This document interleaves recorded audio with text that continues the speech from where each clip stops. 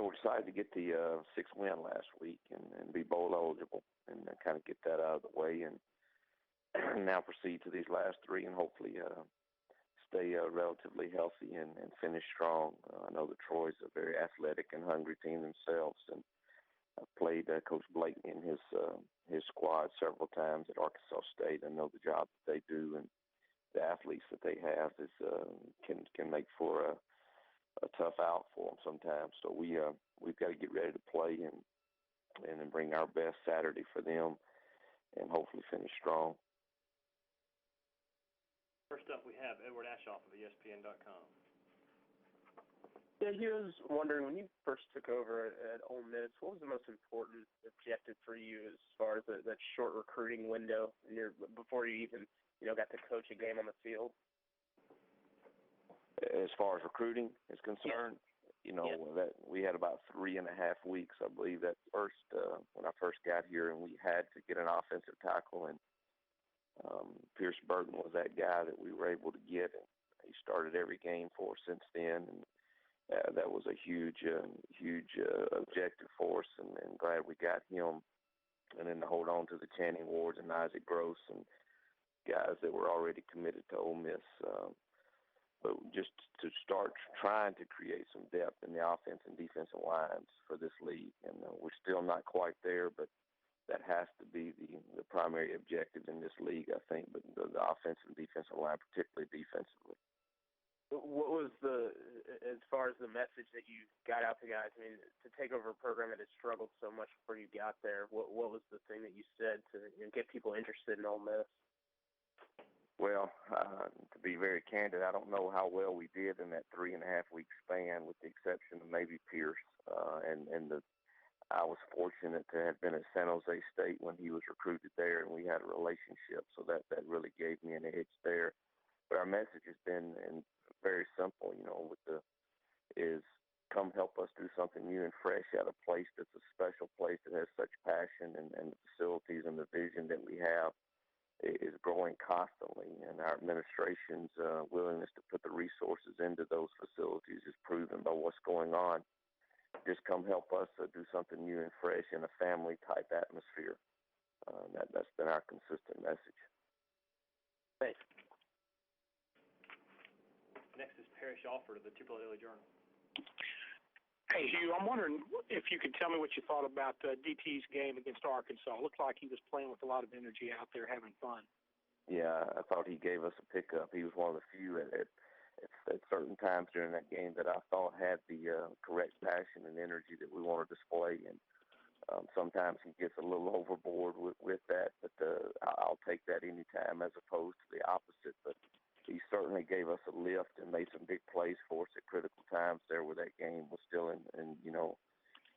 had remained to see who was going to win. And I thought he gave us a big pickup. What have you thought about his season overall, just the development and coming back from the surgeries and the time away? I think he's gotten more confident ever since they've allowed him to take that brace off. I thought he started to get better and better, and he looks like he's moving better, and so he's getting more confidence, and hopefully that will be shown in the last few games that we have. Thanks. Next we have Bob Holt of the Arkansas Democrat Gazette. Hey, Coach, how you doing? Hey, Bob. Hey, you took over a 2-10 team and tripled your victories, last year to go to a bowl game. What do you think was the key to having such a quick turnaround? Personal accountability and building team chemistry. I think that I don't know how good of a coach I am in a lot of areas, but I do believe I'm gifted in bringing together a group of people and giving them a vision and keeping them on that track and building team chemistry and personal accountability, holding each other accountable to the little things. And certainly recruiting is the ultimate key to winning, to getting better players. But in year one, I would have to say it was just the fact that we gained some confidence from having great chemistry, and we stayed healthy. We were fortunate. We did not. If we'd had some injuries last year, it could have been really bad. So we were fortunate to stay healthy, and we decided we were going to be held accountable to each other, and we had great team chemistry. Thanks. Kyle Kyle Veazey of the Memphis Commercial Appeal. Hey Hugh, I'm doing a story on the on Ole Miss's weekly TV show, The Season, and I'm just kind of curious the format of it. If for nothing else that you're not having to go in on Sunday morning or Saturday night and do it, how much do you like that? Well, I'll say I was very excited when I was told that that's the format we had, because that is a little extra time I can spend toward other things, whether it be family or more work. But and then to see the product, Cal, I don't know of a better one out there. It's one of the best recruiting tools we have. Is the weekly documentary of what went on that week and the game and the way they do it, and I just give them tons of credit for the message that we're able to put out. It relays clearly to prospects and to people our core values and what we're about, and I think they do an excellent job, and I couldn't be more pleased with what's going on with that. Yeah, I was going to ask you, how much do you use it in recruiting? Do you send that out regularly? Well, it's on the internet regularly, and we will, we're allowed to. We can attach it to email, so certainly, we do that. And you'll be amazed though how many of the prospects already tell us that they watch it and they got to see it, and so I think it's a big recruiting tool. All right, thanks, Hugh. Thank you. Coach, we'll wrap you up with Dwayne Rankin of the Montgomery Advertiser. Yes, Coach. Just two things. First, when you have a game like Troy, you drop it in toward the end of the year. How does that affect a team or affect your team? And then two, Corey Robinson, what do you think of Troy's quarterback?